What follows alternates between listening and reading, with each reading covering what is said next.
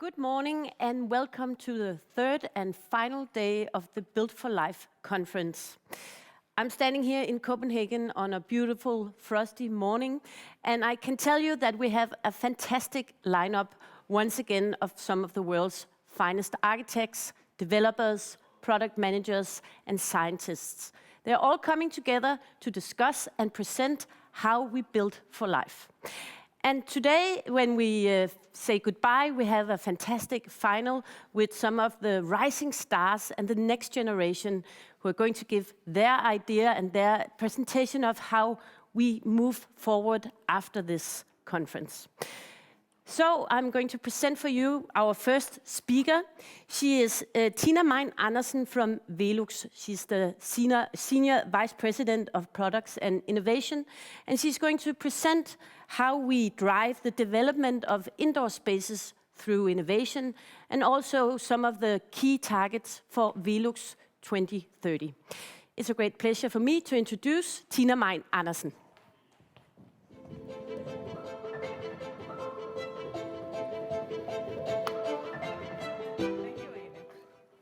And what a pleasure to be here today with such a very important topic, which is all about how do we build the future. And let me just start out by a little bit about me. I'm in VELUX, and I work with creating what is our future products. How do we create these products through innovation and product development? In VELUX, we are an organization of about 500 people working on this purpose, and we are located in Denmark in 4 different locations. Let me just go a little bit back, because when we look into the future, in VELUX we believe that it's also important to look into our heritage. And we actually had a very, very strong starting point exactly in transforming spaces. Spaces where in the 1941 or 40s, we found a very, very important purpose of transforming attics into livable places. Attics were not inhabited back then, and there was a space, lack of space in that point of time, and that's where our offer, our product became very, very relevant, because we brought daylight and fresh air into areas where people could then live. And that's also where I would say, when we look back, innovation and finding solutions is very, very strongly rooted in our DNA. Our founder back then was playing with a lot of different options or challenges that we had. He also made windmills back then.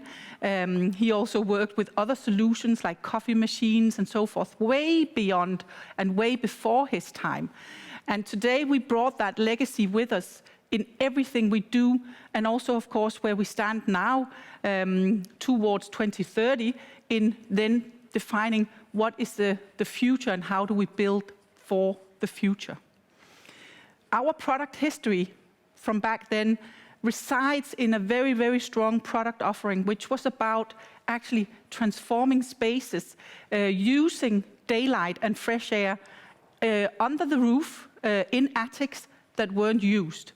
That product has followed us all through our history, but we have transformed and also changed that product and enhanced it with new values during that time, where we started out with our first VELUX products. We then created the pivot hinge, which was a huge innovation at that time, which enabled us to bring in fresh air, but also to clean the window. So it became a very valuable product. We then actually made standardized products, something which is quite unique for windows, that you actually have a standard size, both for the legacy of buildings, but also in terms of making something which is accessible for everybody and is value for money because you made it in one size.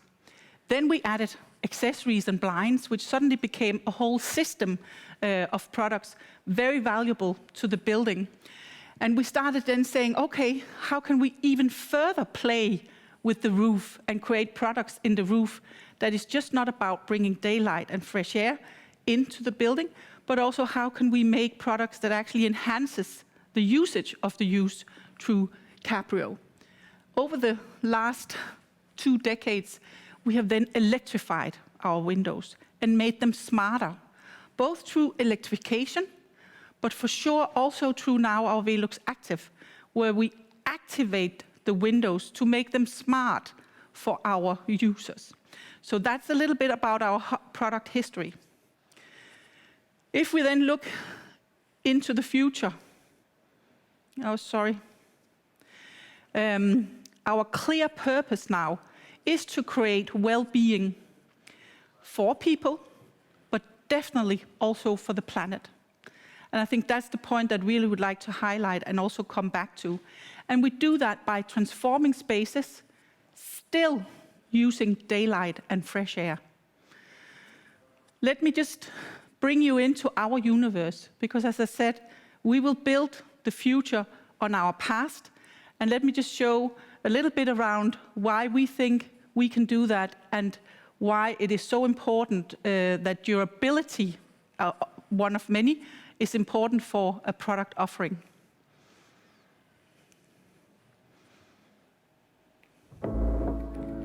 Today, my life will end. I knew it was coming, and I have no regrets. I have been to more parties than I can remember,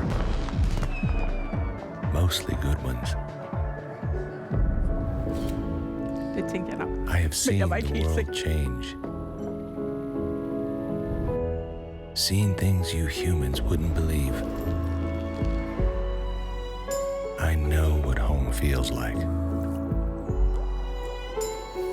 There have been ups and downs, but darkness has always been followed by daylight. Now, it's time for me to leave, and for the next generation to take over. They can do things I could only dream about.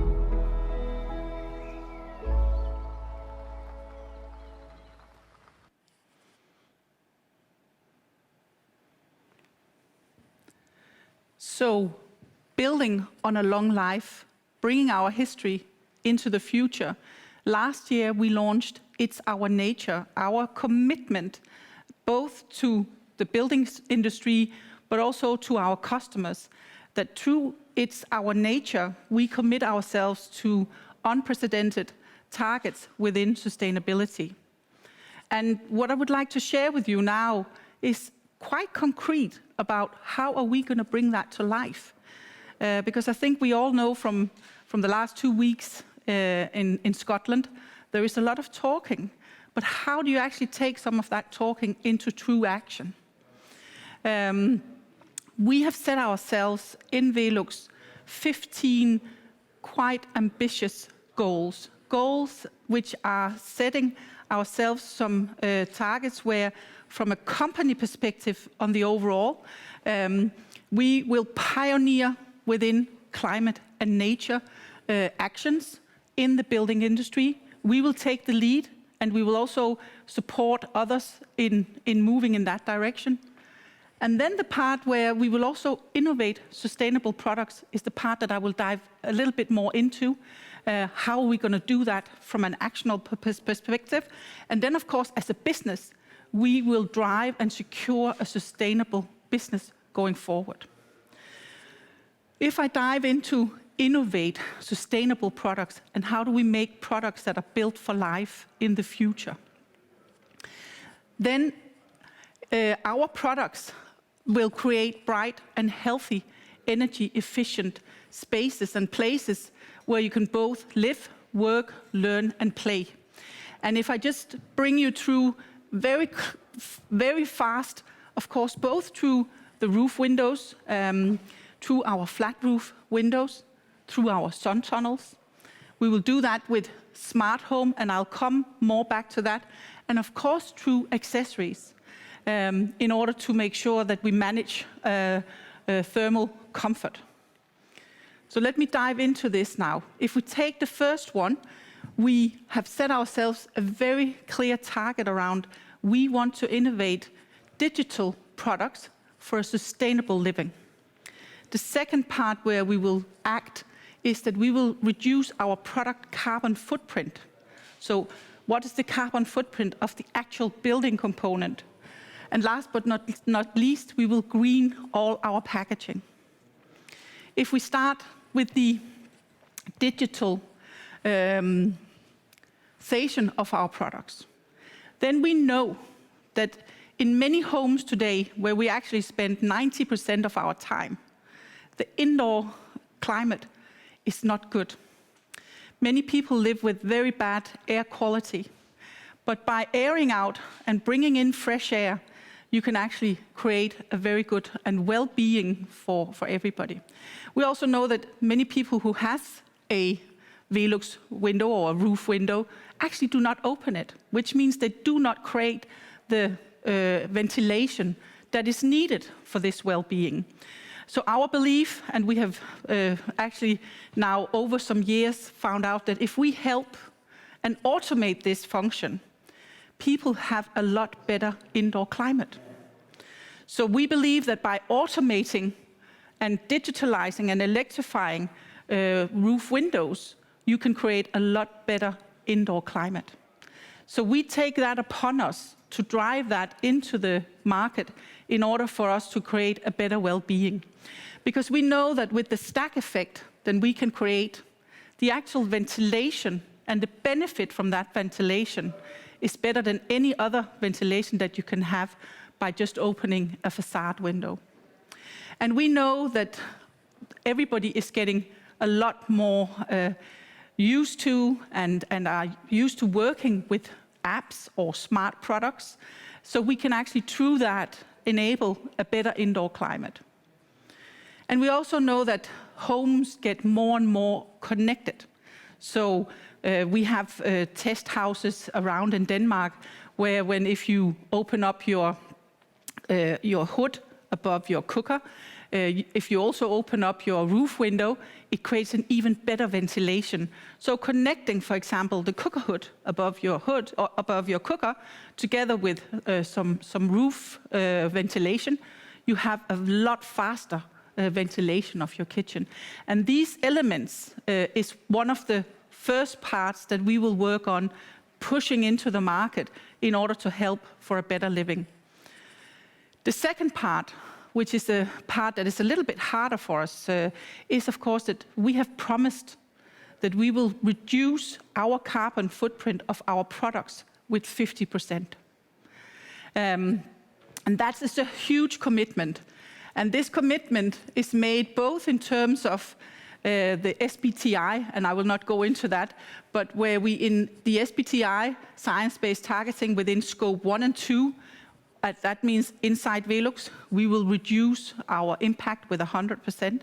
And on the SBTi target scope 3, we will actually reduce with 50%. Within that, when it comes to then our products, we sit with a huge challenge, because if we look at our products today and what we generate in terms of carbon and CO2, we can see that there are elements here where we actually need to dive into another level of detail. And that's back to my comment at the beginning. How do we now drive this very ambitious strategy into action and start working on actually delivering on our promise, which is we will create a building component where we, as of today and in 2030, will have a 50% less CO2. That means we need to address the glass. And the glass is a big part of our product. It's the biggest part with 27%. How do we address that? How do we make that more sustainable? So if we look at our company and our challenges, that 90% of our carbon footprint is actually linked to the physical product. So we need to address that. So how do we actually work with that? If we start with one example, one of our exterior products, we of course go in and we analyze what is the current footprint, carbon footprint of this product, and we dissect that, and then we figure out how could we actually find new solutions innovate around materials in order to bring down and deliver on our promise towards the 50% reduction. Here, it's a curtain. So the material of the cloth, for example, today and tomorrow, we are actually able to make a huge saving. It's of course maybe not something you today could go to mass production of, but if we don't start, we won't figure out how can we scale some of these things. So the cloth in this particular product will then be made out of PET bottles that has been made into chips, and we can then make a yarn, and then we have our new textile. If we don't start and take that first step in the journey, then we won't figure out how do we scale that for the future. So that's one of the ways that we're going to do this. The other part, which I've also mentioned before, is of course around our packaging. Today, when we send out a brown box, inside that box there is both EPS, there's also other form of plastic, in order to make sure that we can make safe shipments. We're committed to go to a zero plastic on our packaging, and that has a huge impact. And that takes, of course, a lot of work, but when we look at what is the outcome in terms of both plastic, what does it mean for us? We've actually, when we started out, a lot of people said, that will be very expensive and we won't be able to do it. But we were proven wrong. We've actually succeeded in making this change and at the same time decreased the cost of the product. And that's, of course, the challenge that we all have when we make some of these major changes. Is that at all possible? So here again, one of the more practical examples of what we're doing now in order to build for the future. So having these projects and working in VELUX, which is a big company, it of course also requires that we train people. This doesn't come just by saying and setting a target. That means it also comes with tools and training that we are now implementing, tools that will enable all engineers, all employees to measure the impact that the products we develop or the innovations we're making actually has the impact that we are intending to have. So we're working, of course, both with how do we calculate what is the effects of the work we're doing.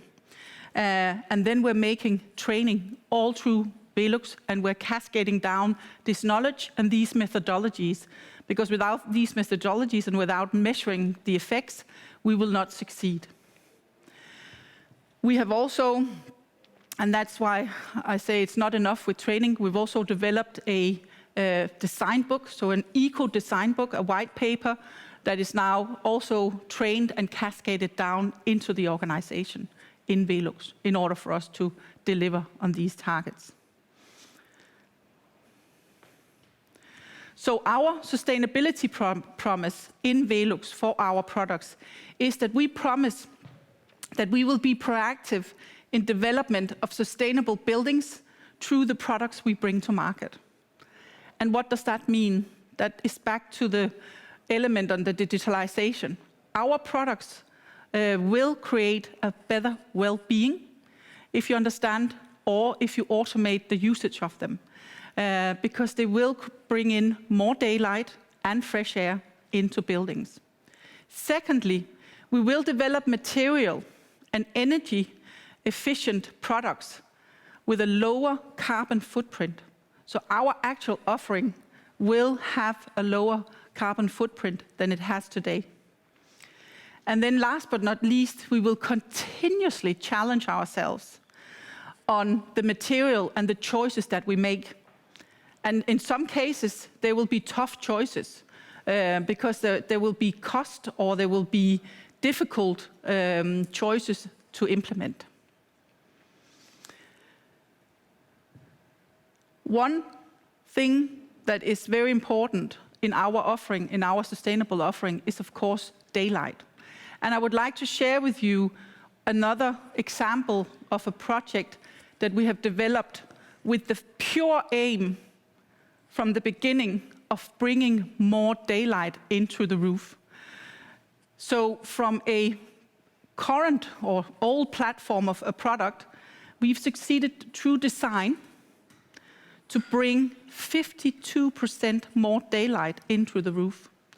So if you think about building for the future and setting yourself some targets, you can actually succeed. Let me share with you this new building component, you can say, but where you're actually very targeted, are able to bring in 52% more daylight than in our old platform.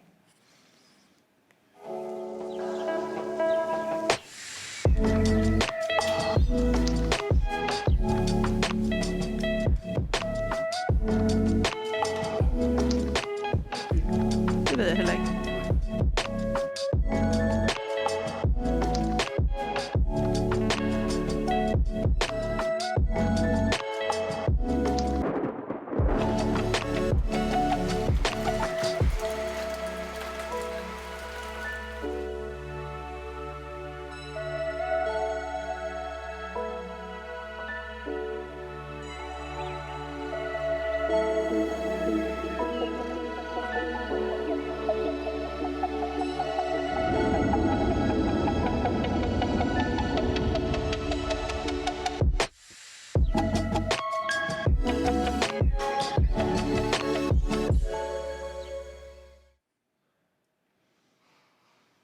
So concluding on it's our nature commitment, both in terms of driving sustainability in our industry, but also in delivering innovative products, we have started the journey.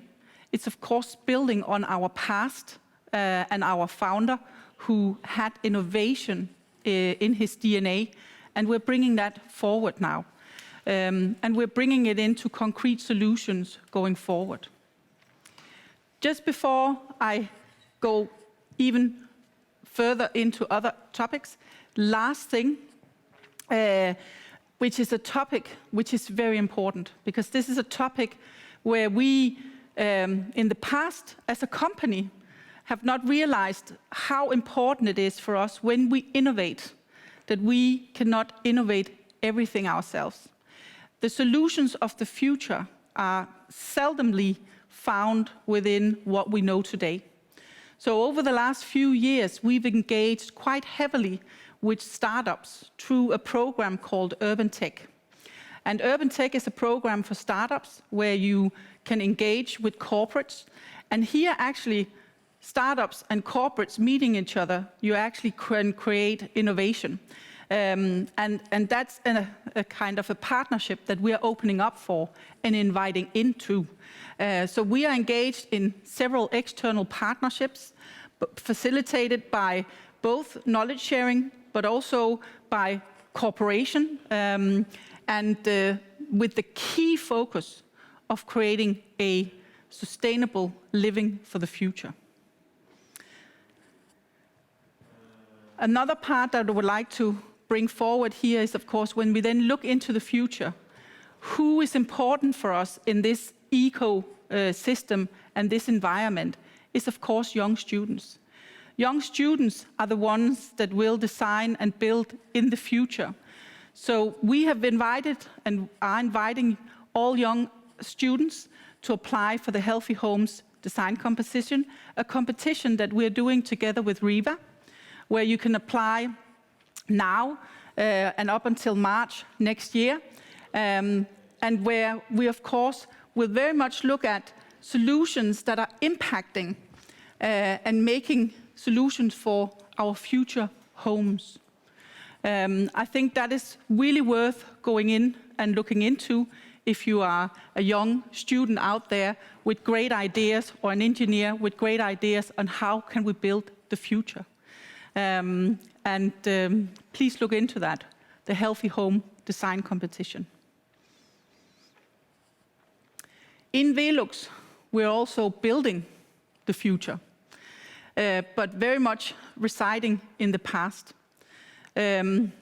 Last year, we could also announce that we are going to renovate a very old building, or that's relative, a 26-year-old building that was built in Østbirk, where we were founded. A building that was made out of wood, untreated wood. And it's actually a building that is still standing. It's a warehouse. And it's standing more beautiful than ever. And there has been no chemicals brought to this wood. So what we're doing now is that we are actually renovating this existing warehouse building, and it will house around 500 plus VELUX employees who will be primarily working on creating the future products and innovations for VELUX. It's an area where we'll also invite in for external partnerships and, as I said earlier, startups or ecosystems that fits very well into building for the future. And so we are creating room for both prototyping and workshops where we can make this interaction happen. Creating and, you can say, transforming this building from a warehouse into a place where we can work. We are working with a great team, a lot of strong partners, and a team with a broad range of competences are supporting us in this. First of all, it's the praxis architects who are the ones who have designed, and you're able to listen a little bit more into Mette later on today. Very exciting. It is Søren Jensen engineers who are supporting the architects. We have Brick, who is helping us with how should we make the indoor. And then we have the Blå landscape architects helping us how do we actually utilize the outside. So a very, very broad group of expertise supporting us in building this. Because what we're doing, we're creating a place in the world for VELUX where the legacy resides. So we're taking our history, and then we're actually going to make the future in this building. And not alone are we going to transform the building into what we believe will be a lighthouse for how you create sustainable buildings and renovate sustainable buildings, but we're also going to bring the entire landscape on the outside with us so that the community in and around Horsens and Østbirk can benefit from that. And that concludes actually my talk, and thank you very much for listening. Thank you very much, Tina, and please join me up here. Thank you for a really inspiring presentation. Thank you. So it's quite clear now that VELUX is it's a special company in respect to most companies have like one target, which is to make money, to have some sort of portfolio that secures that you make money and you can pay your employees. Yes. It seems like that VELUX is also, of course, driven by innovation, but you have also in your DNA a whole different drive, which stems back to the founder. Yeah, and you can say what stems back to the founder is we also have to make money. So just to stick to that, because if we don't make money, we can't reinvest. And if we can't reinvest, we can't do what our founder set out for, and that is actually to give back to society. So the better we do, the more we can actually give back to society. So it becomes this circle that, of course, you need to make sure that you do solutions and business in a way where you continuously make a good profit, that is a sustainable profit. And that was the whole principle of our founder, because he was helped when he started out creating VELUX. And because he was helped by a lot of people in the local community, he also decided that's what he was going to do going forward through the foundation. So, of course, making a profit, that's our overall goal, because that will sustain that we have a sustainable system. Otherwise, you will destroy that system, you can say. Yeah. So, and the foundations, what are they focused on? The foundations are focused on many things, but I think that lies in the foundations. I'm representing VELUX here. That's a whole other field. So you mentioned briefly this idea of urbantech. Yeah. Can you elaborate a little bit on that? Absolutely. So urbantech was a program that we did start 3 years ago with the main purpose of finding solutions for sustainable cities. We did that in a partnership with COVI and EVI, with Realdania and Industriens Fond, in order to tap into the globe on who has some solutions out there in the startup environment that maybe could help for a better sustainable living. Because we all know that the urbanization has really challenged the way of living in the big cities. And the access to fresh air and daylight and exactly, so on. Yeah. Exactly. And how do we find then out there maybe some bright young people or startups who have thought about how could we improve the daylight and fresh air in an urban setting. During that program, for example, we worked with a small startup who had made very accessible sensors to measure the outdoor air quality. We are very interested in understanding the indoor air quality. But what about if you combine those two things?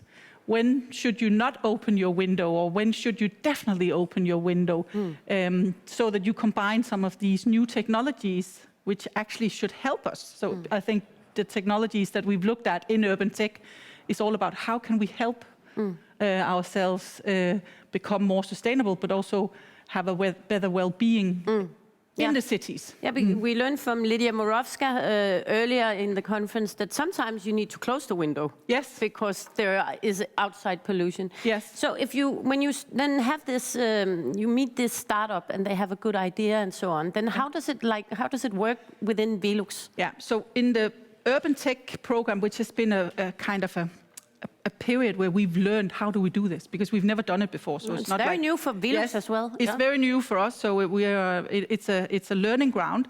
But during this program, it was very structured. So we worked with those startups that we chose for 12 weeks. Okay. So we took an accelerated approach during 12 weeks where we added a lot of resources.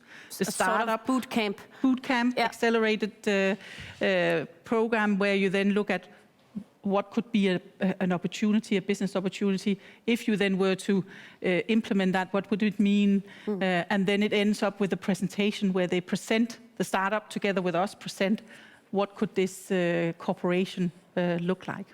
So that was urbantech, and I think that's there's a lot of sources for innovation in the startup environment. Yes, very much so. And how has this been received within VELUX?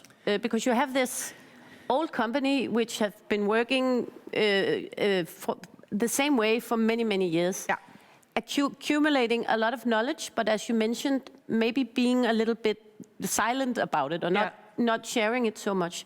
So when you open up and you take in startups and so on, how has that affected VELUX as a company? Yeah, it's of course a major change for us, because as you say, we have lived quietly, and we have also thought that we could do everything ourselves. But then when you start opening up, that is a change, and for some people that is a little bit scary. But overall, I think everybody is embracing it a lot, because it is very inspiring to sit with somebody who manages to do something in 10 weeks where we maybe take half a year on the same topic. And I think we also have an organization in VELUX where everybody is very willing to learn. So I've actually been very surprised. It's been a strong learning, and everybody is really engaging into this, because they also see the necessity in the fact that we cannot make all the solutions ourselves. That's also a learning. That's quite a big learning. And that we need to engage with partners and startups out there in order to succeed with our targets. We will not succeed by ourselves. No.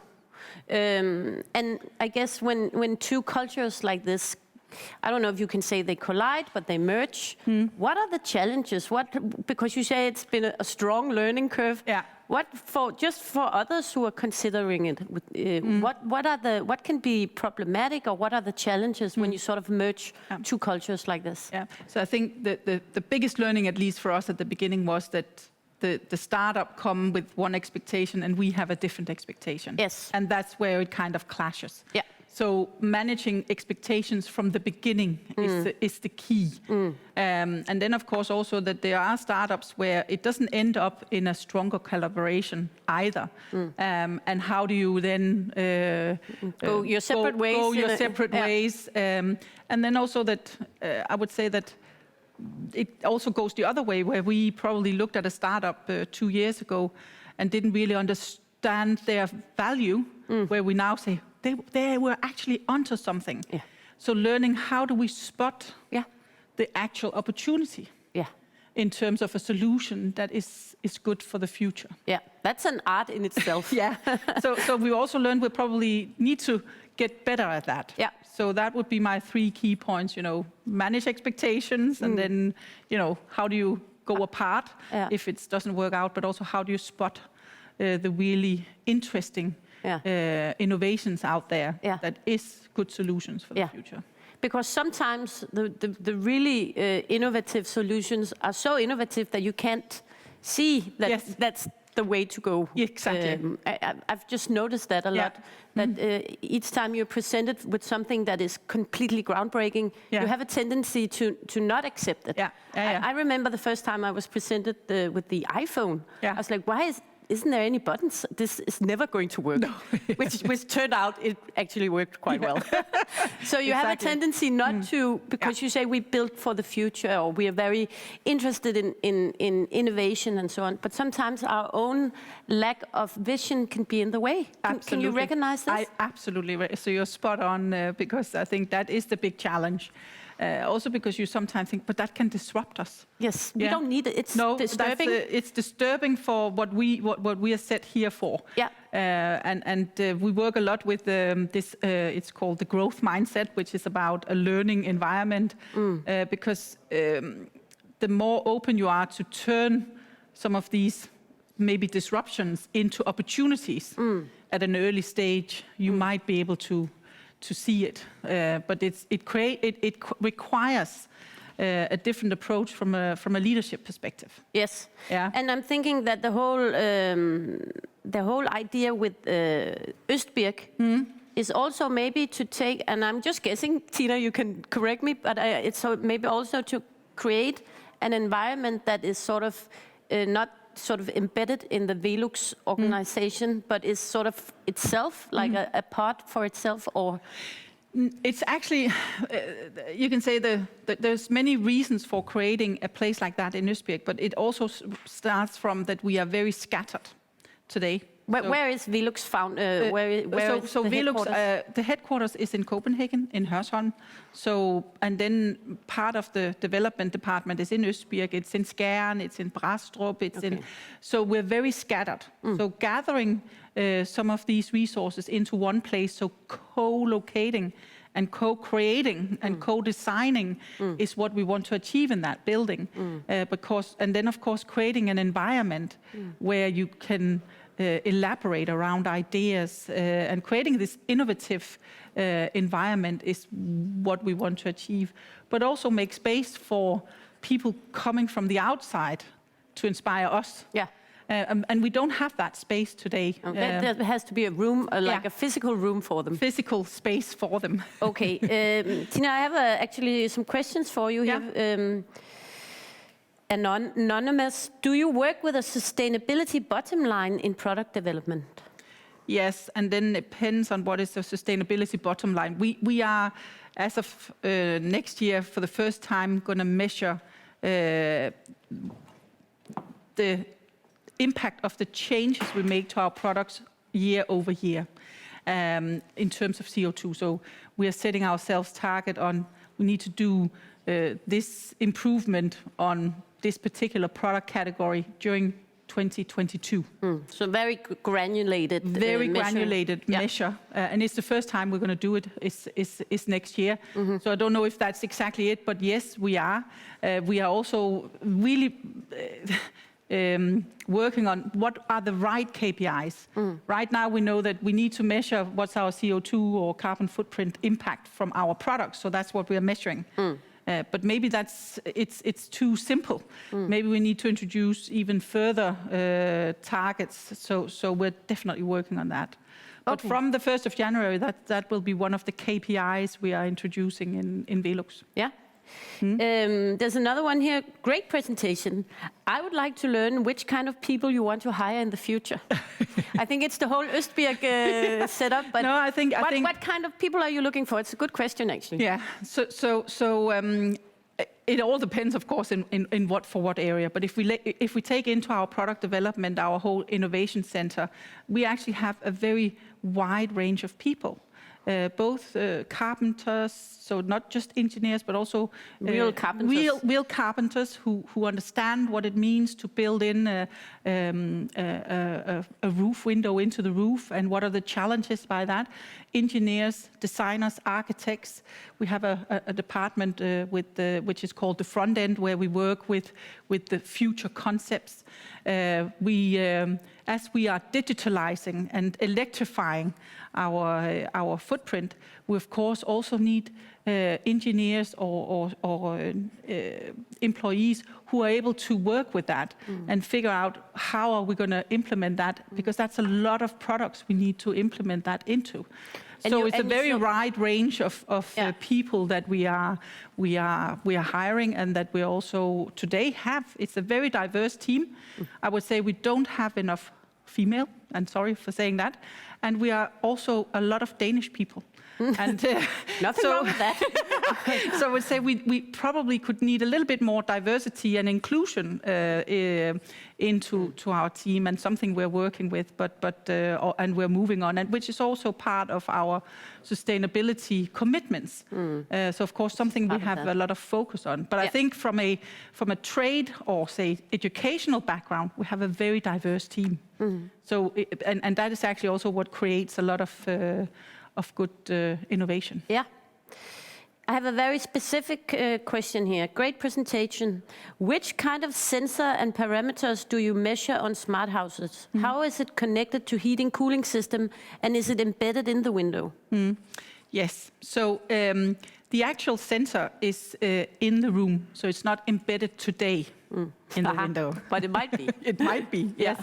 And it of course measures various elements in the room that you would like to follow. And via our app, depending on what is the CO2 level in the room, the window will automatically open or close, so that you have the right indoor climate.